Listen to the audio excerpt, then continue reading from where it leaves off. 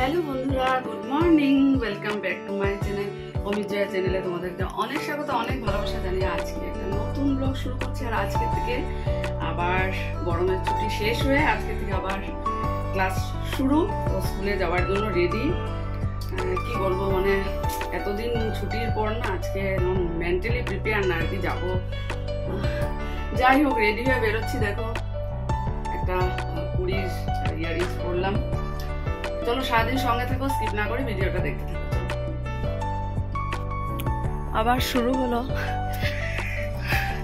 স্কুলের জার্নি। আজকে ওয়েদারটা বেশ ভালোই আছে, জানি না পরে দিয়ে কত রোদ উঠতেও পারে।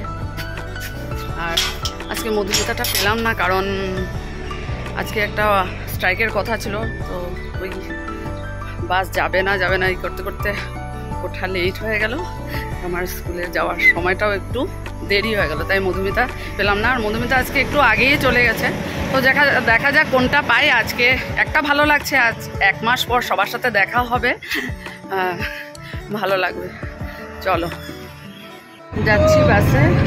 দাঁড়ানোর সাথে সাথে বাস পেয়ে গেছি, বেশিক্ষণ দাঁড়াতে হয়নি। আর আজকে ভীষণ খারাপ লাগছে যে অমিতাভ বলছে তুমি চলে যাবে, আমি তো বাড়িতে থাকবো। বললাম আমার তো দেরি করে, তোমার দেরি করে গরমের ছুটি পড়েছে, আমার তো সেই 1 তারিখে হয়ে গেছে, জুলাইয়ের 1 তারিখে। এতদিন একসাথে ছিলাম, মানে বাড়িতে একসাথে খুব আনন্দ, ঘুরতে গেলাম, মানে দিনগুলো যে কীভাবে কাটলো। আর আজকে সত্যি খুব মিস করছি। ছেলেও বলছে মা তুমি চলে যাচ্ছ, ঘরটা একদম খালি হয়ে যাবে, এতদিন তো তুমি রেডি করে করে দিয়েছো। যাক, কালকে থেকে আরও একটু তাড়াতাড়ি করতে হবে। তবে আজকের ওয়েদারটা না খুব ভালো, রোদ নেই, বৃষ্টি নেই, এত ভালো লাগছে। জানি না পরে রোদ দেবে কিনা, না সত্যি খুব ভালো লাগছে। চলো, পুরো 1 মাস বাদে জাগুন আসলাম, পৌঁছে গেছি, এখন নেমে স্কুলে যাব। চলো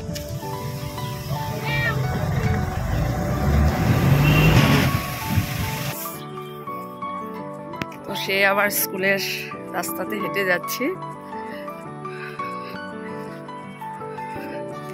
ছেলে বলছে মা আজ বাড়িটা ফাঁকা ফাঁকা লাগছে, তুমি চলে যাচ্ছ। সত্যি, আর গরমের ছুটি পড়ার আগেই ভাবছি ঘুরতে যাব, মনে মনে একটা কোথায় যাবো জানি না। যাক, হঠাৎের প্ল্যান করে এত সুন্দর ঘুরে আসলাম, খুব আনন্দ হয়েছে, খুব। চলো আজকে সবার সাথে দেখা হবে, এটাই ভালো লাগছে 1 মাস পর। চলো, বনিতা ফোন করেছিল, আজকে থেকে আবার শেয়ার করে টিফিন খাওয়া হবে। চলো আবার স্কুল থেকে বেরিয়ে তোমাদের সাথে কথা হবে, ততক্ষণের জন্য টাটা। স্কুল থেকে বেরিয়ে পড়লাম, একটু আগেই বেরোলাম, কারণ স্টুডেন্ট আজকে সত্যি অনেক কম হয়েছে। আর বাঁধাকপি আর একটা ক্যাপসিকাম নিলাম। অনেক দিন পর বাজার দিক দিয়ে আসলাম, 1 মাস পর। চলো গিয়ে দেখি কোন বাস পাই। আসার সাথে সাথে বাস পেয়ে গেলাম, দীপজ্যোতি কোচ। চলো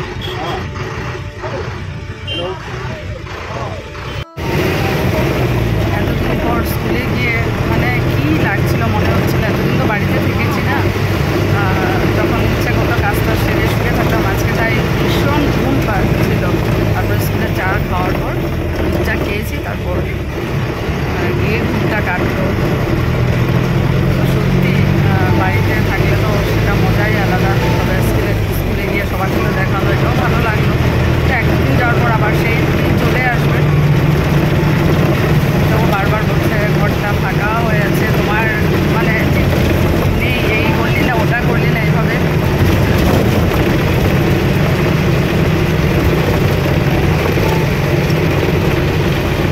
এসে ফ্রেশ হয়ে তাড়াতাড়ি করে ভাত বসিয়ে দিলাম, ভাত হয়েও গেছে। আর দেখো পাতলা করে আলু ভাজা করছি, কড়কড়া করে করবো। তোমরাও বলো তুমি রেডি করো, আমি চলে আসবো। যদি আমার দেরি হয় তুমি তাহলে খেয়ে নিও, কারণ তুমি তো আবার মাতৃসম্মানে যাবে। হ্যাঁ, আজকেও যাবো, আজকে বাড়ির সামনে বিন্দুদের বাড়িতে আছে, খুব একটা দূর না, এটাই চলে যাব, খেয়ে নেব। দেখতে দেখতে শ্রাবণ মাসের অনেকটা দিন মানে কেটে যাচ্ছে, যেটা আমরা সবাই খুব অপেক্ষা করি বছরে এই মাসটার জন্য। তো আজকে 1 আগস্ট, আর 17 আগস্টে শেষ মাতৃসম্মান হবে, যেটা ঠাকুরের মন্দিরে হবে। সেটাও খুব আনন্দ হয়, খুব মজা করি আমরা। আর এবার দেখলাম আমি সানডে পড়েছে, ভালোই হবে। মনে মনে হচ্ছে সানডে পড়েছে, যাই না। ঠিক আছে চলো তাড়াতাড়ি করে খাওয়া দাওয়া করি, অমিতাভ আসলে দিয়ে দেবো, নাহলে ওরা বলছে নিজেরা নিয়ে খেতে পারবে। চলো দেখো কেমন মুচমুচা করে আলু ভাজা করলাম, কাটার সময় নেই, তাড়াহুড়ো করে দুটো আলু কেটেই ভাজা করলাম। চলো তো এই দেখো আমি বলছিলাম না সানডে, ঠিকই আগস্টের 17 তারিখ রবিবার পড়েছে। চলো তা এখন মনটা শান্তি লাগছে, স্কুল নেই, গানের ক্লাস করে তাড়াতাড়ি চলে আসবো। তো রেডি হয়ে বেরোচ্ছি, 4:45 বাজে, 5 মিনিট লাগবে এখান থেকে এখানে।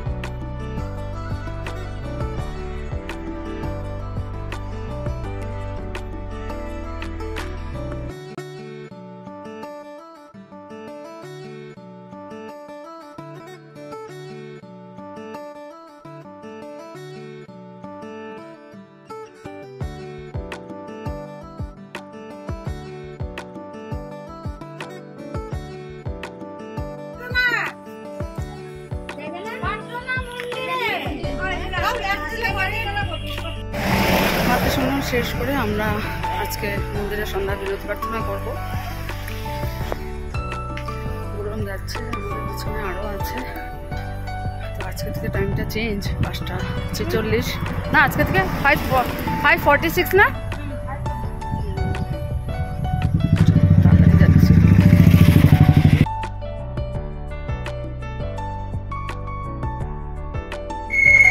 হেঁটে হেঁটে চলে আসলাম মন্দিরের প্রার্থনা করে, ভালোই লাগলো, অনেকদিন পর আবার সন্ধ্যা বিনোদ প্রার্থনা করলাম। তো আজকে আমাদেরই ছিল করার, এক এক দিন এক একজন, তো আমাদের শুক্রবার দিন মাথা চূর্ণ করে মন্দিরে প্রার্থনা তো চলো, ভালোই ঠাকুরের ওখানে গেলে তো সময় কীভাবে চলে যায়। চলো আমাকে বললো পাপার জন্য প্রসাদ নিয়ে যাও, বুঝেছো? বিন্দুদি পাপার জন্য আবার প্রসাদ দিয়েছে আলাদা করে। আর এখানে দেখো আজকে RCM থেকে রং এনেছে, সন্ধ্যার সময় তো রাতে নাকি বলতে নেই, তো রং যে RCM এর রাইস ব্র্যান্ড রয়্যাল, আর এটা হলো কাপড় ধোয়ার সাবান, আর এটা হিং। কয়েকটা জিনিস এনে রেখেছে অমিতাভ, আমি এখন জায়গায় নিয়ে রাখবো। খাওয়া দাওয়া শেষ করে দেখো হাতে ব্রাশ নিয়েছি, আর তোমাদের সাথে রান্না কী কী হলো, কী খেলাম সেটাও শেয়ার করা হলো না। আমার এতই ঘুম পাচ্ছিল, কারণ দুপুরবেলা ঘুম হচ্ছে না, কয়েকদিন ধরে মাতৃ সম্মেলনে যাচ্ছি, তো এসে ঘুমিয়ে গেছি। ভেবেছিলাম কিছু কাজ করবো, ভিআইপির থেকে কাপড় কিছু বের করে সেগুলো ঠিক করে রাখবো, সেটাও হলো না।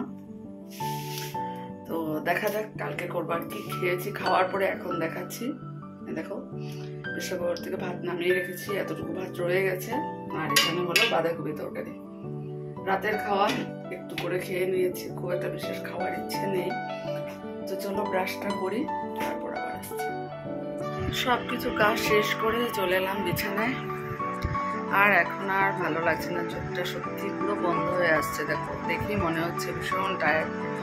তো চলো ব্লগটা শেষ করছি এখানে, কাল আবার নতুন একটা ব্লগে দেখা হবে। ভালো থেকো, সুস্থ থেকো, সাবধানে থেকো, গুড নাইট।